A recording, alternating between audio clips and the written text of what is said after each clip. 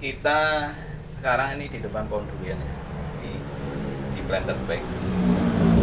Ini kondisinya memprihatinkan sekali ya. Nanti kita akan lihat ya, ini sebenarnya apa saja sih apa penyakitnya ini.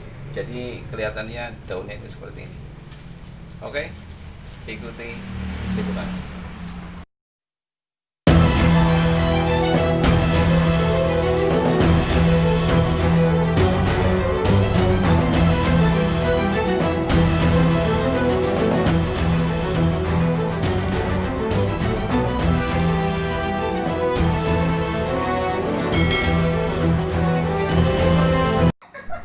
Oke guys, ini kita lihat ya. Ini pohon durian. Ini adalah durian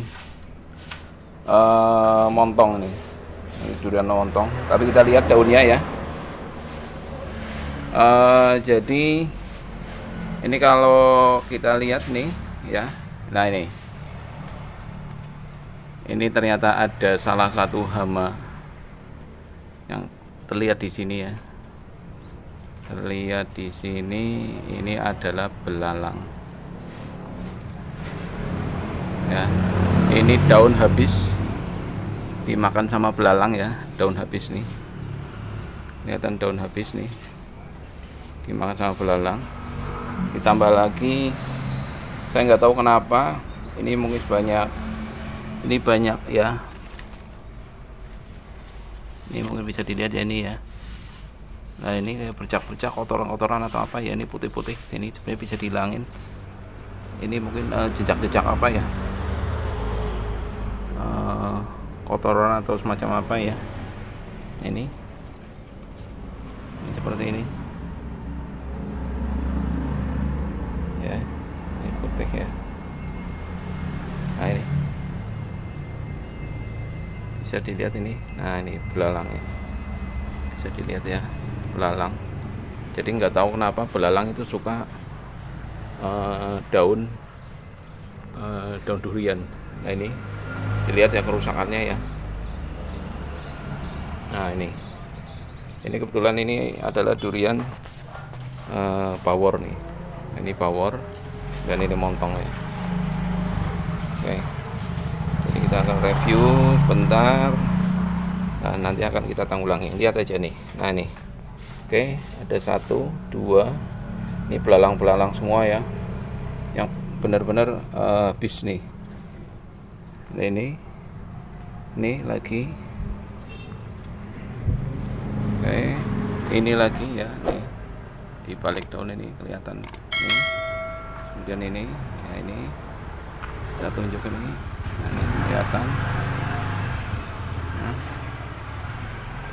Oke, nanti kita simpulkan sebenarnya bagaimana sih ya. Ini dilihat ini bercak-bercak putih ya. Terus kemudian daun kering nih, daun kering seperti terbakar ya di spot-spot pinggir, mulai pinggir. Nah ini kelihatan sekali. Kemudian ini ya, jadi ini kering, jadi seperti kayak transparan ya. Nah ini transparan, bisa kelihatan di sini. Oke, ini adalah penyakit dan hama ya di tanaman durian yang ini umur baru sekitar 1 tahunan lebih, 2 tahunan lebih, tapi di planter bag, jadi memang tidak bisa tinggi ya, cuma segini saja. Kita usahakan memang sengaja untuk tanaman buah dalam pot. Oke, nanti akan kita simpulkan ya. Oke, kita simpulkan bahwa masalah yang pertama adalah adanya hama belalang.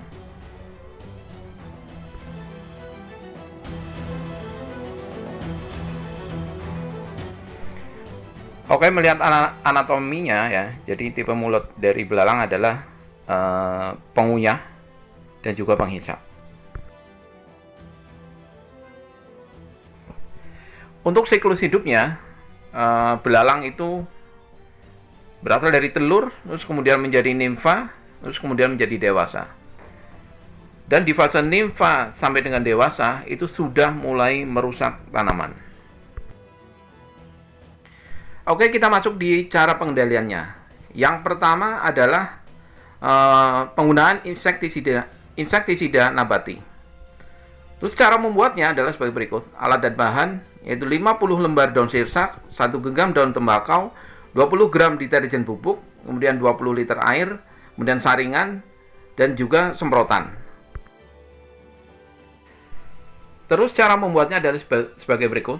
Tumbuk halus campuran daun sirsak dan daun tembakau, kemudian masukkan hasil tumbukan tersebut ke dalam air yang sudah ditempatkan dalam sebuah wadah.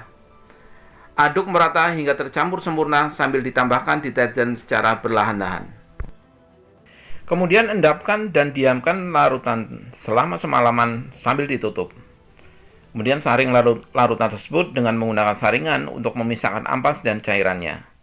Encerkan larutan tadi dengan menambahkan 40 liter air, kemudian semprotkan pada tanaman yang diserang oleh hama belalang.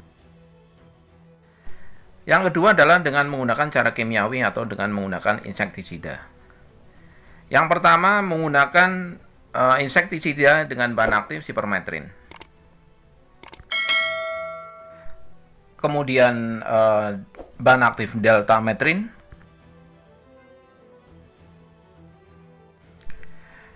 Alfametrin.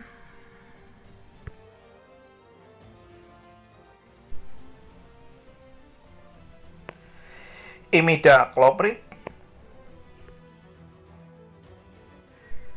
dan bahan aktif golongan piretroid lainnya.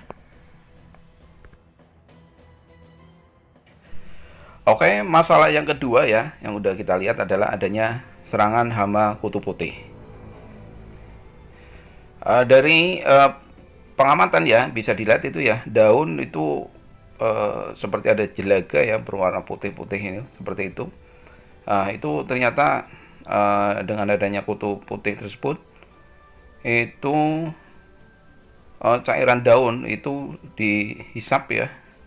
Jadi nanti akan gejalanya akan menjadi kering, baik di pinggir, di tengah ya, itu karena dihisap cairannya. Kutu putih adalah serangga oval tanpa sayap yang ditemukan di daerah beriklim hangat atau sedang. Tubuh mereka dilindungi oleh lapisan lilin tepung tipis yang memberi mereka penampilan seperti kapas.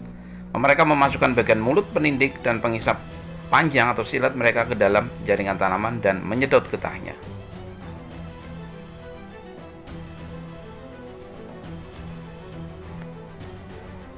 Menyerang dengan cara menghisap daun dan membawa penyakit embun jelaga. Kotorannya yang manis mengundang semut sehingga penyebarannya mengikuti penyebaran semut. Akibat serangan kutu putih daun itu akan menjadi keriting dan merana. Bunga atau buah nanti akan mengalami kerontokan. Jika Anda ingin menanam, itu yang perlu diperhatikan ada lingkungan di sekitar tanaman, yaitu genangan air, selokan agar selalu dibersihkan. Kemudian gulma atau rumput liar, karena salah satu penyebab kedatangan kutu putih adalah mereka suka sesuatu yang lembab. Jadi, sudah tahukah Anda yang harus Anda lakukan jika akan menanam durian? Jika ingin terbebas dari serangan kutu putih. Bagaimana sih cara penanggulangan si kutu putih? Sebenarnya banyak cara ya. Yang paling mudah dan paling tidak repot adalah buang saja tanamannya. Tapi bukan itu ya guys. Kita pakai sabun cuci piring. Cara yang paling aman dan tidak mahal adalah menggunakan sunlight atau sabun cuci piring, dan caranya bisa disemprotkan atau digosok di daun yang terserang hama dengan spons. Jadi kutu putih mempunyai lapisan lilin untuk bertahan dari paparan sinar matahari. Maka dari itu sabun cuci piring menghilangkan lapisan lilin tersebut, dan berharap jika lapisan lilinnya sudah hilang dan mereka terpapar sinar matahari, maka kutu putih itu akan kabur dan mati. Kemudian pengendalian hayati ya.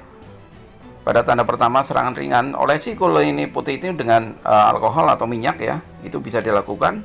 Terus kemudian juga lawan dengan menggunakan musuh alami seperti tawon parasitoid, lalat terbang, kumbang ngepik, perusak kutu putih, dan kupu-kupu predator atau Spalgius apius.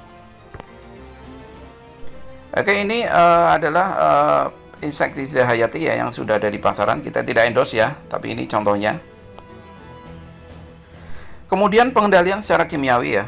Kita harus selalu pertimbangkan pendekatan terpadu dengan tindakan pencegahan bersama dengan perlakuan hayati jika tersedia.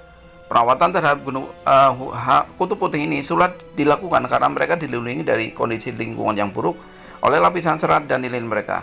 Namun semprotan daun dengan larutan berdasarkan bifenthrin, chlorpyrifos, deltametrin, pyrethroid itu dapat efektif melawan kutu putih. Namun kalau anjuran saya, karena ini adalah hama penghisap ya, jadi lebih baik adalah dengan penggunaan bahan aktif yang sistemik. Jadi ini akan lebih efektif sekali dibandingkan dengan yang kontak. Oke, kita mulai dengan rekomendasi dengan menggunakan bahan aktif Profenofos. Ini terkelan sistemik ya, untuk kutu-kutuan.